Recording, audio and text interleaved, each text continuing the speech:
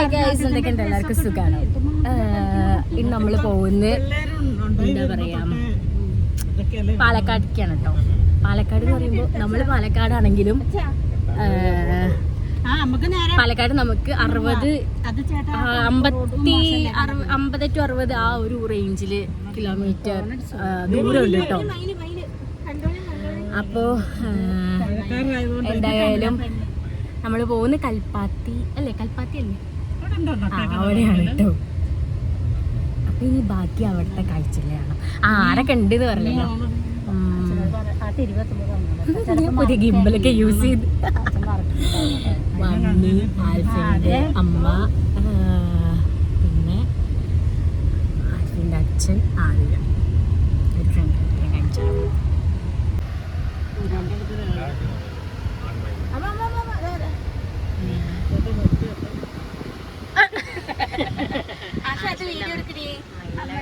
പറഞ്ഞിട്ട് നമ്മളിതാ പീലിയുള്ള മയില തന്നെ കാണിക്കുന്നുണ്ട്. അതെ, അവിടെ അമ്പലത്തിന്റെ അവിടെ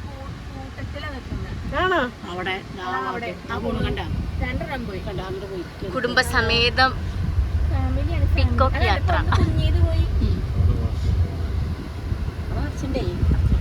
അല്ലേ, ചക്കറികളൊന്നും വെച്ചുണ്ടാവില്ല. മുളകൊക്കെ കൊത്തി തിന്നുവരെ. ഏത്? അതെ, അവിടെ അതവിടെ. അത് കാരണം ഇപ്പൊ എല്ലാ പക്ഷികളും ഞാൻ പുതിയ ഗിംബലൊക്കെയാണ് യൂസ് ചെയ്യുന്നത്. അതുകൊണ്ട് എനിക്ക് അതിന്റെ ഓപ്പറേഷനും കാര്യങ്ങളൊക്കെ കറക്റ്റായിട്ട്. അയ്യോ, ഇത് ഇങ്ങോട്ട് തിരിക്കുമ്പോ അങ്ങോട്ട് പോകുന്നു.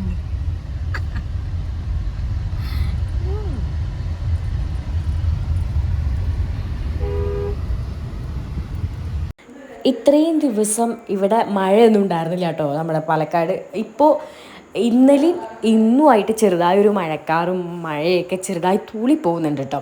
അപ്പം ഞങ്ങൾ ഇറങ്ങുന്ന സമയത്ത് മഴയൊന്നും ഉണ്ടായിരുന്നില്ല, ഒരു മൂടിക്കെട്ടിയ ക്ലൈമറ്റ് ആയിരുന്നു.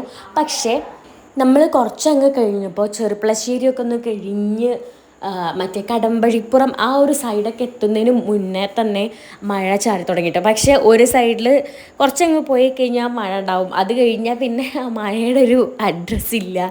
അങ്ങനെയൊക്കെ മാറി മാറിയുള്ളൊരു ഒരു മഴ മാറി മാറി ഇങ്ങനെ പൊയ്ക്കൊണ്ടിരിക്കുകയായിരുന്നു കേട്ടോ ഓരോ സ്ഥലത്തേക്ക്. അങ്ങനെ നമ്മൾ പോകുന്ന സമയത്ത് കുറച്ച് മഴ നമുക്ക് കിട്ടിയിട്ടുണ്ടായിരുന്നു. അപ്പോഴേ ഞാൻ പറഞ്ഞു ഇതാ പാലക്കാട് ആ സൈഡിൽ ഉണ്ടാവില്ല എന്നുള്ളത്. പിന്നെ ഞങ്ങൾക്ക് നല്ല മഴ ഉണ്ടാവണ്ട എന്നുള്ളൊരു ഇതായിരുന്നു ആ സമയത്ത്. കാരണം നമ്മൾ കുട കൈ പിടിച്ചിട്ടുണ്ടെങ്കിലും നമുക്ക് ഈ കുട നനയ്ക്കാൻ ഭയങ്കര, കുട എന്തിനാ മഴ നനയാതെ പോകാൻ വേണ്ടിയിട്ട്. പക്ഷേ നമ്മൾ ഭൂരിഭാഗം പേർക്കും ആ കുട നനയ്ക്കാൻ താല്പര്യം ഉണ്ടാവില്ല. ഇനി ചെറിയൊരു ചാറ്റൽ മഴയാണെങ്കിൽ തന്നെ നമ്മൾ ആ കുട നനയ്ക്കാണ്ട് നടക്കുന്ന ആൾക്കാരായിരിക്കും. പ്രത്യേകിച്ച് ചെറിയ ചാറ്റൽ മഴയൊക്കെ ഉണ്ടെങ്കിൽ നമുക്ക് കുട നമ്മൾ കൊണ്ടുവന്നിട്ടുണ്ടെങ്കിൽ തന്നെ കുട എടുക്കാൻ ഭയങ്കര മടിയായിരിക്കും. ഞങ്ങളൊക്കെ എന്തായാലും ആ ഒരു ടൈപ്പ് ആൾക്കാരാണ് കേട്ടോ. അപ്പോൾ ഞാൻ അങ്ങനത്തെയൊക്കെ ആൾക്കാർ. പക്ഷെ അമ്മയ്ക്കൊക്കെ, അമ്മ അച്ഛൻ അവരൊക്കെ കുട ഒരു ചെറിയ ചാറ്റൽ മഴ ഉണ്ടെങ്കിലും കുട എടുക്കണം കേട്ടോ. പക്ഷെ എന്നാലും വേണ്ട, നനയ്ക്കേണ്ട ഗതി വരരുതെന്നായിരുന്നു. പക്ഷേ അതുപോലെ തന്നെ നമുക്ക് അവിടെ കൽപ്പാത്തി എത്തിയപ്പോൾ മഴയൊന്നും ഉണ്ടായിരുന്നില്ല. അത്യാവശ്യം മഴയില്ല, വെയിലും ഇല്ല, അങ്ങനൊരു ക്ലൈമറ്റ് ആയിരുന്നു. അതുകൊണ്ട് നമുക്ക് പെർഫെക്റ്റ് ആയിരുന്നു ആ സ്ട്രീറ്റിൽ കൂടെ കൽപ്പാത്തി റോട്ടിലൂടെയൊക്കെ നടക്കാൻ നല്ല സുഖമായിരുന്നു കേട്ടോ. കാരണം വെയിലും ഇല്ലല്ലോ, മഴയില്ല. അപ്പം അങ്ങനൊരു മൈൽഡായിട്ടുള്ളൊരു ക്ലൈമറ്റായിരുന്നു. പക്ഷെ ഇവിടുത്തെ വണ്ടികളൊക്കെ ഭയങ്കര ചറപ്പറയിച്ചിട്ടാണ് ചീറിപ്പാഞ്ഞാൽ പോകുന്നത് കേട്ടോ. അപ്പോൾ നമ്മൾ ക്രോസ് ചെയ്യുമ്പോഴൊക്കെ നമ്മൾ വിചാരിക്കും അവിടെ അധികം വണ്ടികളില്ലല്ലോ എന്ന്. പക്ഷെ വരുന്ന വണ്ടികളുണ്ടല്ലോ നല്ല ചീറിപ്പാഞ്ഞിട്ടാട്ടോ വരുന്നത്. അപ്പം നമ്മൾ എൻട്രൻസിലേക്ക് കടന്നപ്പോൾ തന്നെ വലിയ രഥമൊക്കെ ഉണ്ടായിരുന്നു. അത് കണ്ടപ്പോഴേ നമുക്ക് ആ ഒരു കൽപ്പാത്തി ഫീൽ ചെയ്തു കേട്ടോ. പിന്നെ നമുക്ക് പാർക്ക് ചെയ്യാൻ വേണ്ടിയിട്ട് അവിടെ അങ്ങനെ ഓരോ സൈഡിൽ കാറുകൾ ഇഷ്ടംപോലെ നിർത്തിയിട്ടുണ്ടായിരുന്നു. അപ്പം നമ്മളതിൽ ഒരു സ്ഥലത്ത് കൊണ്ടുപോയി നിർത്തിയിട്ട്, അപ്പം നമ്മൾ മെയിനായിട്ട് നോക്കിയത് പൂട്ടിയിട്ട ആൾ താമസമില്ലാത്ത ഒരു അഗ്രഹാരത്തിൻ്റെ ഫ്രണ്ടിൽ കൊണ്ടുപോയി നിർത്താമെന്നാണ് വിചാരിച്ചത്. അങ്ങനെ നമ്മളൊരു പൂട്ടിയിട്ടൊരു അഗ്രഹാരം കണ്ടുപിടിച്ചു. എന്നിട്ട് നമ്മൾ അവിടെ കൊണ്ടുപോയിട്ട് പാർക്ക് ചെയ്ത് കേട്ടോ. ആദ്യം ഞങ്ങൾ വേറെ എവിടെയോ ഇടാമെന്ന് വിചാരിച്ചു. പിന്നെ നമുക്ക് തോന്നി വേണ്ട, അവിടുത്തെ ആൾക്കാർ ഉള്ളതല്ലേ, അപ്പോൾ അവരുടെ വീടിൻ്റെ ഫ്രണ്ടിൽ തന്നെ കൊണ്ടുവന്നിടുന്നത് മോശമാണല്ലോ. അപ്പോൾ നമ്മൾ ലോക്ക് ചെയ്തിട്ടുള്ള ഒരു അഗ്രഹാരത്തിൻ്റെ ഫ്രണ്ടിലാണ് കേട്ടോ നമ്മൾ അവസാനം കാറ് പാർക്ക് ചെയ്തിട്ട് ഉണ്ടായിരുന്നത്. എന്നിട്ട് നമ്മൾ അവിടെ നിന്ന് ഫുള്ള് അഗ്രഹാരം ഫുള്ള് ചുറ്റി നടന്ന് കാണുക കേട്ടോ ചെയ്തിട്ടുണ്ടായിരുന്നത്. അപ്പോൾ നല്ലൊരു പെർഫെക്റ്റ് പ്ലേസും നമുക്ക് പാർക്ക് ചെയ്യാൻ കിട്ടിയിട്ടുണ്ടായിരുന്നു. നമ്മൾ പാർക്ക് ചെയ്ത് വന്നപ്പോൾ തന്നെ ഒരു ഹോട്ടലാട്ടോ കണ്ട, അങ്ങനെ നേരെ അവിടേക്ക് കയറുക ചെയ്ത്. നമുക്കൊരു പ്രീ പ്ലാൻഡ് അല്ലാത്ത ട്രിപ്പ് ആയതുകൊണ്ട് തന്നെ കൂടുതൽ ഫുഡ് സ്പോട്ടൊന്നും കണ്ടുപിടിക്കാൻ പറ്റിയിട്ടുണ്ടായിരുന്നില്ല കേട്ടോ.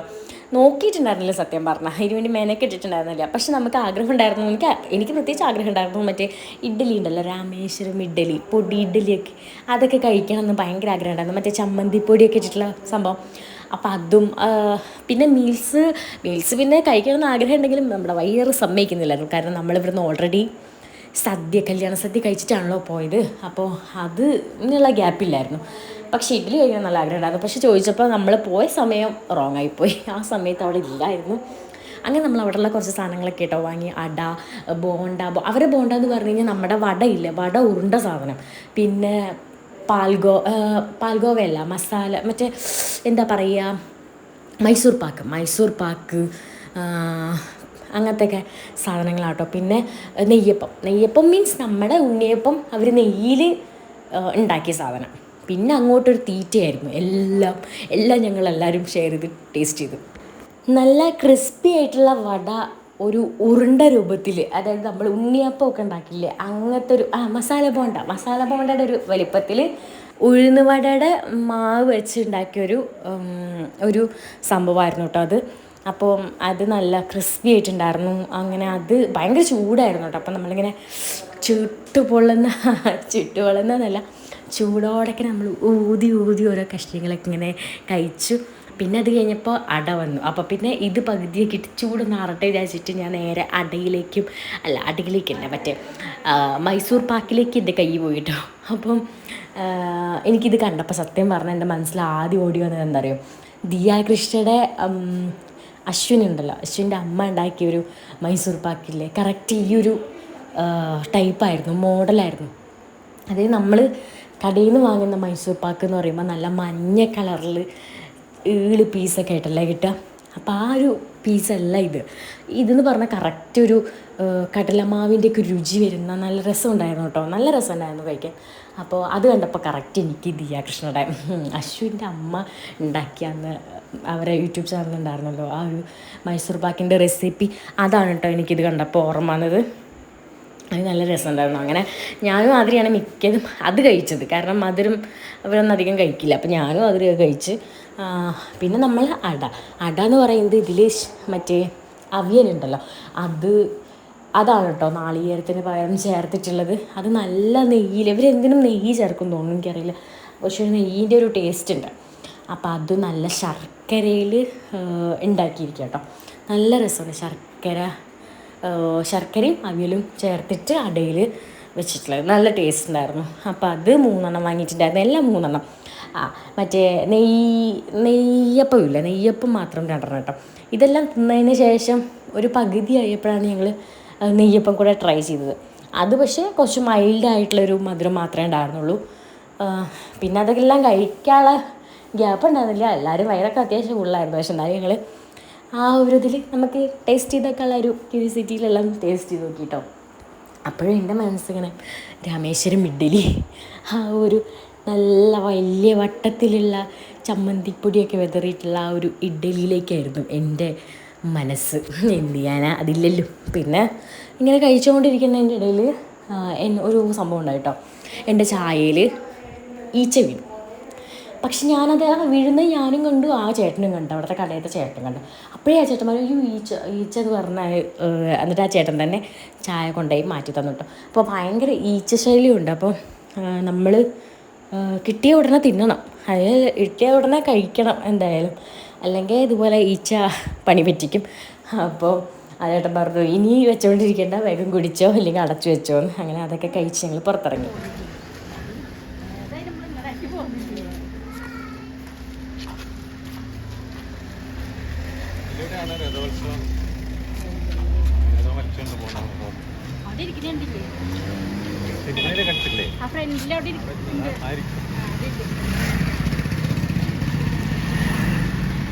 ഗൈസ് നമ്മൾ കൽപ്പാത്തി എത്തി. കൽപ്പാത്തി ഇത് കൂടെയാണ്. നമ്മളവിടെ ഫ്രണ്ടിൽ കണ്ടില്ലായിരുന്നു രഥം. ആ രഥം ഇങ്ങനെ ഇത് കൂടെയാണ് കേട്ടോ. ആ രഥോത്സവത്തിൽ രഥം കൊണ്ടുപോകുന്നത്.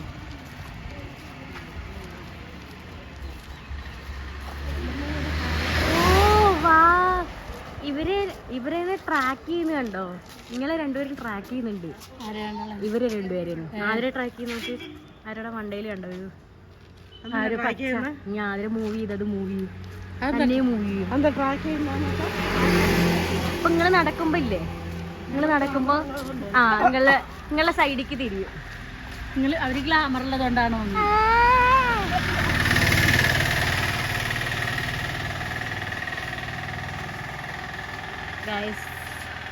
ഇപ്പം ഞാൻ ഷൂട്ട് ചെയ്തുകൊണ്ടിരിക്കുന്നത് എൻ്റെ ഡിജിയോസ് മൊബൈൽ 6ലാണ്. ഒന്നുമില്ല, ഫ്രണ്ടിൽ ഇങ്ങനെ ഇത്ര ഉള്ളെങ്കിലും കുറേയൊക്കെ പൂട്ടിയിട്ടിരിക്കുന്നു കേട്ടോ. വേണ്ട, ഞാൻ ഇപ്പോൾ കുറേ എണ്ണം ഇങ്ങനെ പൂട്ടിയിട്ടിരിക്കുക. അപ്പം നല്ല രസമുണ്ട് കാണാൻ. പിന്നെ ഇപ്പം വെയിലധികം ഇല്ലാത്തതുകൊണ്ട് നമ്മൾ രക്ഷപ്പെട്ടു.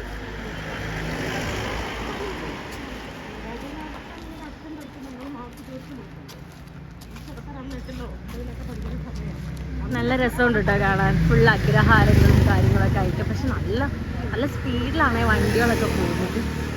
ആൾക്കാർ നോക്കുന്നുണ്ട്. നേരത്തെ 2 പയ്യന്മാർ നേരത്തെ 2 പയ്യന്മാർ പോയിരുന്നേ. അപ്പം ഞാൻ വീഡിയോ എടുത്തോണ്ടിരിക്കുകയായിരുന്നല്ലോ. ഉമ്മാര് ഹായ് ഇങ്ങനെയൊക്കെ കാണിക്കുന്നു.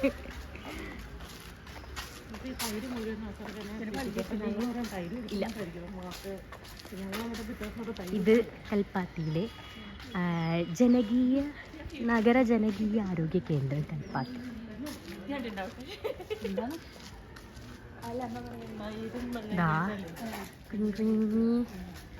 ഗ്രഹാരങ്ങള്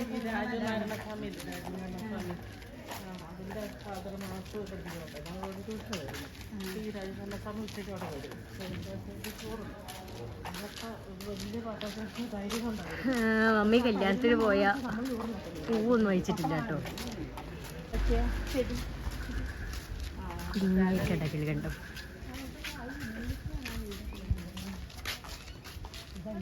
എന്തോ കൺസ്ട്രക്ഷൻ നടക്കുന്നുണ്ട് കേട്ടോ.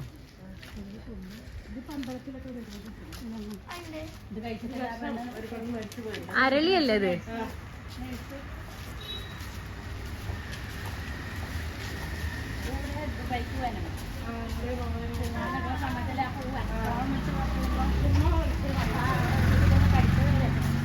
അഗ്രഹാരങ്ങൾ ഇതാണ്. ഞങ്ങളിവിടെ ഒരു ഇതുണ്ടാക്കുന്ന അമ്മയുടെ ഒരു വീഡിയോ കണ്ടു. ചേട്ടാ, ഈ അമ്മയുടെ വീട് എവിടെയാ? പൊന്നുമാമിയിൽ നേരെ പോകുമ്പോ ലെഫ്റ്റിലൊരു ദീപാരാമൻ ഡോക്ടറെ വീട്. ഇവിടെ നേരെ പോയ ലെഫ്റ്റില് ഇപ്പുറത്തെ ബോർഡ്. എന്താണ് ആ ഡോക്ടറുടെ പേര്? ദീപാരാമൻ ഡോക്ടർ. ഓക്കെ. നേരെ പോയാലേ ലെഫ്റ്റില് ദീപാരാമൻ ഡോക്ടർ. എന്താണ് നിങ്ങളുടെ പേര്? പൊന്നിമാമി. പൊന്നിമാമി. അവരെ അവരുടെ പേര് വിളിക്കുന്ന ആവുമാണ്.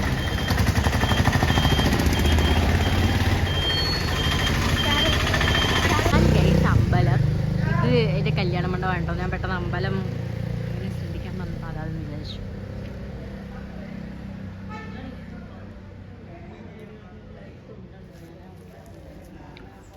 ഒരുപാട് വർഷം പഴക്കമുള്ള ഒരു അഗ്രഹാരം. കാരണം ആദ്യകാലത്ത് ഹിന്ദുസിന്റെ ഏതാനും ഫാമിലികൾ ഉണ്ടായിരുന്നുണ്ടാവും.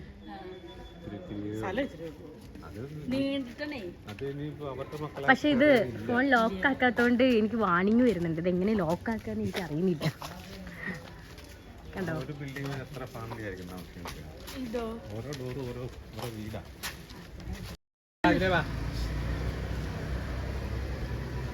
ഇഡ്ഡലിയുടെ ഇതൊക്കെ കിട്ടുന്ന ഒരു കട ഉണ്ടല്ലോ. ഇഡ്ഡലി മറ്റേ പൊടി ഇഡ്ഡലിയൊക്കെ കിട്ടില്ല? അല്ല, ഇഡ്ഡലി അതൊക്കെ ഇടുന്ന ലീവാ. ഓ ശരി.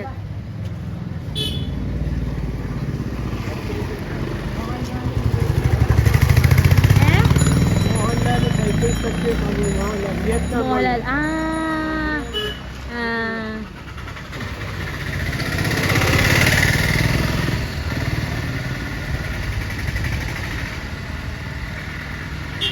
മോഹൻലാലേ വിയറ്റ്നാം കോളനിയിൽ സൈക്കിൾ നടന്ന സ്ഥലമാണ്. അതെയാ?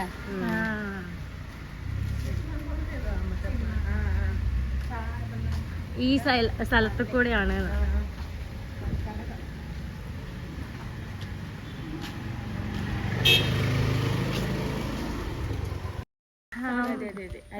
ഇതാ നമ്മള് ആ ചേട്ടൻ പറഞ്ഞു കേട്ടോ, ആങ്കിൾ പറഞ്ഞു ഇത് കൂടെ പോയാ നമുക്ക് വിയറ്റ്നാം കോളനി ഈ സിനിമയില്ലേ അതിൽ മോഹൻലാല് സൈക്കിൾ ഓട്ടിയ സ്ഥലങ്ങളാണ് ഇതെന്ന് പറഞ്ഞിട്ടോ. നമുക്ക് ഇത് കൂടെ റൗണ്ട് ചെയ്ത് അപ്പുറത്ത് കൂടെ കയറാൻ പറ്റും. നല്ല നല്ല ഗ്രാമങ്ങളുണ്ടെന്നാ പറഞ്ഞത്. ഇതുപോലത്തെ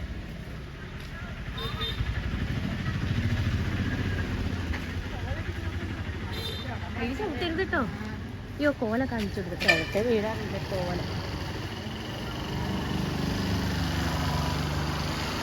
ഈ കൽപ്പാത്തി വന്നിട്ട് കോലം കാണിച്ചു കൊടുത്തില്ല മോശല്ലേ? അതാ അവിടെ ഉണ്ട്. ഇതൊക്കെ ഇപ്പൊ വലിയ വലിയ അഗ്രഹാരങ്ങളാട്ടോ. ഇപ്പൊ പുതിയതാണ് കേട്ടോ. ഇവിടെയൊക്കെ പുതിയ ബിൽഡിങ്സ് ആണെന്ന് തോന്നുന്നു. ഇതൊക്കെ നല്ല കുഞ്ഞു കുഞ്ഞ് നമ്മളെ മനസ്സിലെ അഗ്രഹാരങ്ങൾ ഇതായി കാണുന്നതൊക്കെ കേട്ടോ.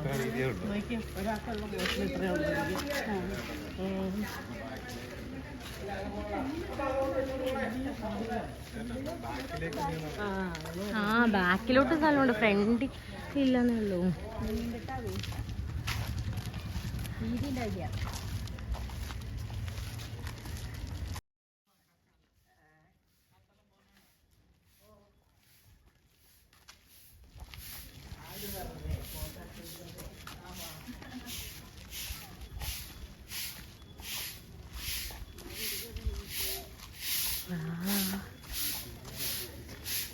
കണ്ട് നല്ല രസമുണ്ട് കാണാൻ, നല്ല രസമുണ്ട് കേട്ടോ. ഇതാണ് നമ്മൾ ഉദ്ദേശിച്ച അഗ്രഹാരം. അഗ്രഹാരം ടൈപ്പ് ഇല്ല, ഇത് വേറെ. നമ്മളവിടുന്ന് കണ്ടത് നമുക്കോ ഇല്ല. പക്ഷെ ഇപ്പൊ നല്ല നല്ല ആൾക്കാരായിരുന്നു.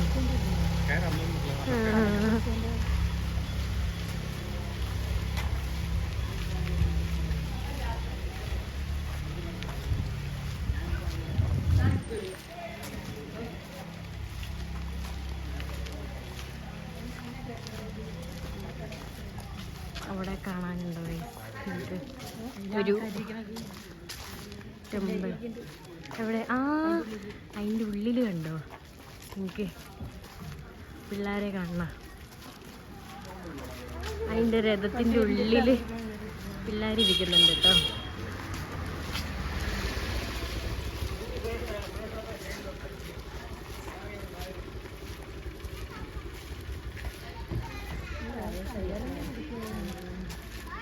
അതാ രഥം.